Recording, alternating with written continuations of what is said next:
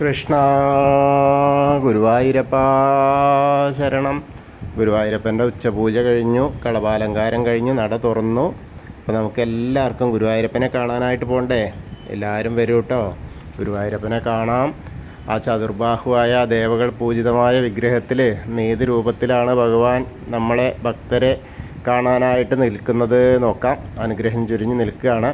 നോക്കാം. ഇന്നും നല്ല തിരക്കാണ്, വ്യാഴാഴ്ചയാണ്. അഭൂതപൂർവമായ തിരക്ക് തന്നെയാണ്. ഇപ്പോൾ നട അടച്ചിട്ടേ ഉള്ളൂ, ഏകദേശം 10 മിനിറ്റ് ആയിട്ടേ ഉള്ളൂ. ഇപ്പോൾ ഈ വീഡിയോ ചെയ്യുന്ന സമയം 2:50 ആയി. അത്രയ്ക്കും തിരക്ക്. ഇനിയിപ്പോൾ 3:30 തുറക്കും. അപ്പോൾ ശീവേലി അടക്കം 4 മണിയാകുമ്പോഴേക്ക് ദർശനത്തിനുള്ള സൗകര്യമായി. അതിനും നല്ല ക്യൂ ആണ്.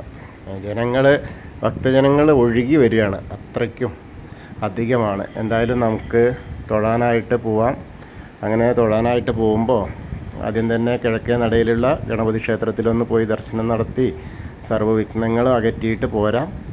അതിനുശേഷം ഗോപുരവാതിൽ കടന്ന് നേരെ അകത്തേക്ക് പോവാം.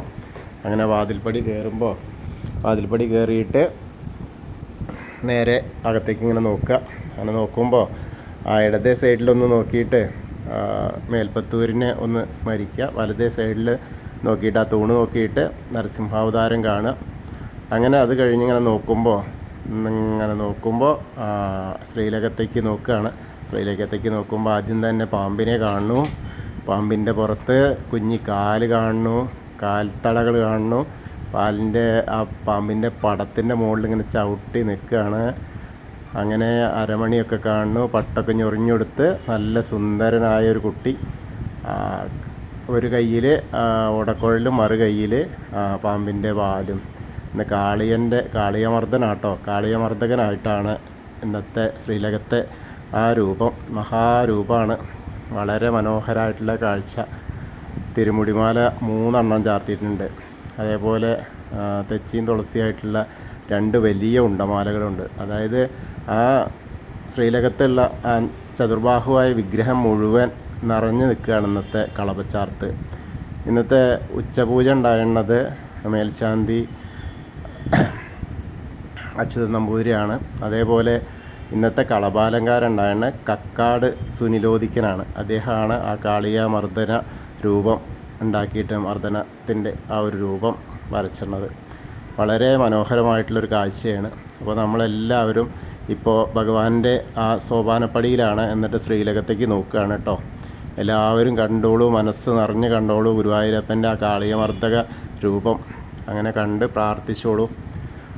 അതിന് ശേഷം നമ്മൾ ആ സോപാനപ്പടിയിൽ നിന്ന് ഇറങ്ങുമ്പോൾ അഗ്നികോണിലേക്കൊന്ന് നോക്കി തൊഴുക, തിടപ്പള്ളി നോക്കി തൊഴുക. അതേപോലെ തിരിഞ്ഞൊന്ന് നോക്കിയാൽ ആലിലക്കണ്ണനെ കാണാം, ചുമരിൻ്റെ മുകളിലുള്ള. അതിനുശേഷം ആ സപ്തമാതാക്കളെ കണ്ട് തൊഴാം. പിന്നെ വിഘ്നേശ്വരനെ കണ്ട് തൊഴാം. വിഘ്നേശ്വരൻ്റെ അവിടേക്ക് ഒന്ന് നല്ല കിരീടമൊക്കെ വെച്ച് വളരെ മനോഹരമായിട്ടുള്ള അലങ്കാരത്തോടു കൂടിയാണ് ഇരിക്കുന്നത്. നല്ല രത്നങ്ങളൊക്കെ പതിച്ച പോലത്തെ കിരീടമാണ്, വളരെ മനോഹരമായിട്ടുണ്ട്. ഏകദന്തം മഹാകായം തപ്തകാഞ്ചന സന്നിഭം ലംബോദരം വിശാലാക്ഷം വന്ദേഹം ഗണനായകം. അങ്ങനെ ഗണേശനെ എല്ലാവരും തൊഴുതോളൂ. അത് കഴിഞ്ഞ് സരസ്വതി അറയിലേക്ക് നോക്കുക. സരസ്വതി ദേവിയുടെ ഫോട്ടോ കാണാം. ആ കിടാവിളക്കും കത്തുണ്ട്. സരസ്വതി നമസ്തുഭ്യം വരദേ കാമരൂപിണി വിദ്യാരംഭം കരിഷ്യാമി സിദ്ധിർഭവതു മേ സദാ. അത് കഴിഞ്ഞ് ഇങ്ങനെ വരുമ്പോൾ ആ കോർണറിലുള്ള ചെറിയ ഗണപതിയെ ഒന്ന് തൊട്ട് തലോടുക. പിന്നെ മത്സ്യം, കൂർമ്മ, വരാഹം, നരസിംഹം വരെയുള്ള രൂപങ്ങളൊക്കെ കാണുക, ഒക്കെ കണ്ട് തൊഴുക. അങ്ങനെ ആ മേൽശാന്തിയുടെ അവിടുന്ന് അർച്ചന പ്രസാദം വാങ്ങുക. അവിടെ കക്കാട് സുനിലോദിക്കൻ ഇരിക്കണം. അപ്പോൾ അദ്ദേഹത്തിൻ്റെ കയ്യിൽ നിന്ന് അർച്ചന പ്രസാദമൊക്കെ വാങ്ങാം.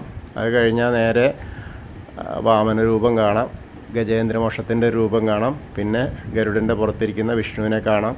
അതൊക്കെ കണ്ടുവരുമ്പോൾ അനന്തപത്മനാഭനെ കാണാം. അവിടെ നിറയെ പൂമാലകളായിട്ട് ഇങ്ങനെ അലങ്കരിച്ചിരിക്കുക. അപ്പോൾ അവിടെ കണ്ട് തൊഴുക. അതിനുശേഷം ശ്രീകോവിലിൻ്റെ പുറകുവശത്തായിട്ട് സാഷ്ടാംഗം നമസ്കരിക്കുക. അങ്ങനെ നമസ്കരിച്ചതിന് ശേഷം നേരെ തിരിച്ചു വരുമ്പോൾ ശ്രീരാമചന്ദ്രനും അതേപോലെ ബലരാമനും ഭാർഗവരാമനൊക്കെ കണ്ട് ദശാവതാരത്തിലെ ബാക്കി രൂപങ്ങളൊക്കെ കാണാം. കൃഷ്ണനെയൊക്കെ കാണാം, മുരുകനെ കാണാം. പിന്നെ ഹനുമാൻ സ്വാമിയുടെ അടുത്ത് വരുമ്പോൾ ഒരു വെറ്റിലമാല മാത്രമേ ഉള്ളൂ, കുറച്ച് കുങ്കുമമുണ്ട്. അപ്പോൾ ഹനുമാൻ സ്വാമീനെ കണ്ട് പ്രാർത്ഥിച്ചോളൂ, എല്ലാവരും തൊഴുതോളൂ. ത്വമസ്മിൻ കാര്യനിര്യാഗേ പ്രമാണം ഹരിസത്തമ ഹനുമാൻ യജ്ഞമാസ്തായ ദുഃഖക്ഷയകരോ ഭവ മനോജവം മാരുതതുല്യവേഗം ജിതേന്ദ്രിയം ബുദ്ധിമതാം വരിഷ്ഠം വാദാത്മജം വാനരയൂഥമുഖ്യം ശ്രീരാമദൂതം ശിരസാ നമാമി. ബുദ്ധിർബലം യശോധൈര്യം നിർഭയത്വം അരോഗത അജാഡ്യം വാക്പടുത്വം ഹനുമസ്മരണാത് ഭവേത്.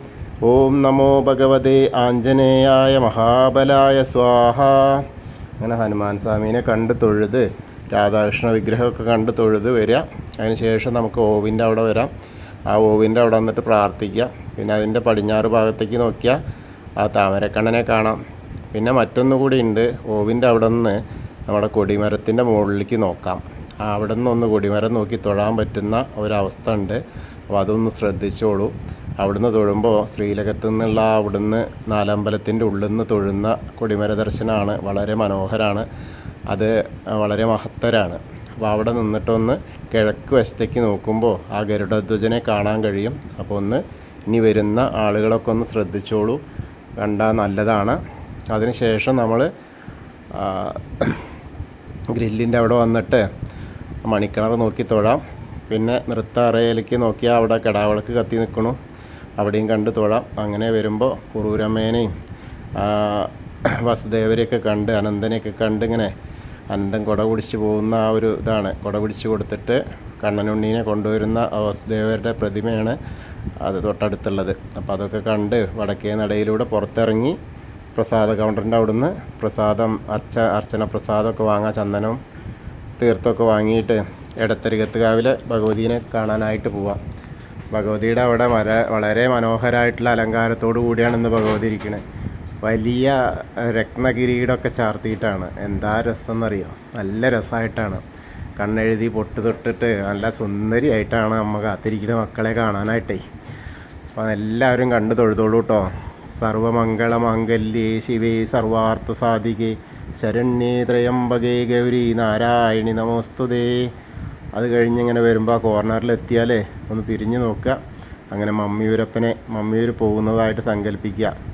അങ്ങനെ ചെല്ലുമ്പോൾ നമശിവായ നമശിവായ നമശിവായ എന്നുള്ള പഞ്ചാക്ഷരി മന്ത്രം ചൊല്ലുക. മമ്മിയൂരപ്പനെ മനസ്സിൽ സ്മരിക്കുക. അപ്പോൾ നമ്മൾ മമ്മിയൂർ പോയി ദർശനം നടത്തിയ ആ ഒരു പ്രതീതിയാവും. അത് കഴിഞ്ഞാൽ വീണ്ടും കൊടിമരത്തിൻ്റെ അവിടെ വരിക. കൊടിമരത്തിൻ്റെ അവിടെ വന്നിട്ട് നമ്മൾ ശ്രീലകത്തേക്ക് ഒന്നുകൂടി നോക്കിയാൽ ആ കാളിയമർദ്ദന രൂപത്തെ കാണാം. അപ്പോൾ അത് കണ്ട് തൊഴുക. പിന്നെ വീണ്ടും കൂത്തമ്പലത്തിൻ്റെ അവിടെ വന്ന് തൊഴുക. അത് കഴിഞ്ഞ് അയ്യപ്പസ്വാമിയുടെ അവിടെ വന്നാലോ, അവിടെ ഉണ്ടെന്ന് കിരീടമൊക്കെ വെച്ചിട്ട് ഒരു കാലിങ്ങനെ കയറ്റി വെച്ച മാതിരിയാണ് ഇന്നത്തെ ആ രൂപം. വളരെ മനോഹരമായിട്ടുള്ളതാണ്. ഇങ്ങനെ ഉണ്ടാവാറില്ല, ഇടയ്ക്കേ ഉണ്ടാവുള്ളൂ ഇങ്ങനെയൊക്കെ ഓരോ വിശിഷ്ട കാഴ്ചപ്പാടുകൾ. അപ്പോൾ ഇന്നൊരു കാലമൊക്കെ ഇങ്ങനെ പൊന്തിച്ച് വെച്ച മാതിരിയാണ് അയ്യപ്പസ്വാമി ഇരുന്ന് അനുഗ്രഹിക്കുന്നത്. അപ്പോൾ എല്ലാവരും കണ്ടോളൂ, തൊഴുതോളൂ. ഭൂതനാഥ സദാനന്ദ സർവഭൂതദയാവര രക്ഷ രക്ഷ മഹാബാഹു ശാസ്തേ സ്തുഭ്യം നമോ നമ. ആ അയ്യപ്പസ്വാമിയുടെ അവിടെ നിന്ന് പ്രദക്ഷിണമായിട്ട് വന്ന് പടിഞ്ഞാറ നടയിൽ വരിക. ദീപസ്തംഭത്തിലെ വേണുഗോപാലിനെ കാണാം. പിന്നെ കൊടിമരത്തിലെ ഗരുഡധ്വജനെ കാണാം. അത് കണ്ട് തൊഴാം. അതിന് ശേഷം നമ്മൾ നേരെ അങ്ങനെ വരുമ്പോൾ പടിഞ്ഞാറ് നടയിൽ കൂടെ പുറത്ത് വന്നിട്ട് തെക്കേ നടയിലേക്ക് വരുമ്പോൾ കൂവളം കാണാം. നനുനനുത്ത ഇലയായിട്ടുള്ള കൂവളം ഇങ്ങനെ കാണാം. അപ്പോൾ ആ കൂവളത്തിൽ ഒന്ന് പ്രദക്ഷിണം വെച്ച് അപ്പോൾ ആ മഹാദേവൻ്റെ അനുഗ്രഹം നമ്മളിലേക്ക് എത്തും. അപ്പോൾ അതിന് ശേഷം നമുക്ക് പരിസമാപ്തിയാക്കാം. അപ്പോൾ എല്ലാവർക്കും ഗുരുവായൂരപ്പൻ്റെ ഉച്ചപൂജയും കളഭാലങ്കാരവും ഒക്കെ കണ്ട് തൊഴുത ഒരു പ്രതീതി ഉണ്ടാവട്ടെ. ഗുരുവായൂരപ്പൻ്റെ അനുഗ്രഹം ലഭിക്കും. കൃഷ്ണായ വാസുദേവായ ഹരേ പരമാത്മനെ പ്രണതക്ലേശനാശായ ഗോവിന്ദായ നമോ നമഃ. ഹരേ കൃഷ്ണ. ഗുരുവായൂരപ്പ ശരണം.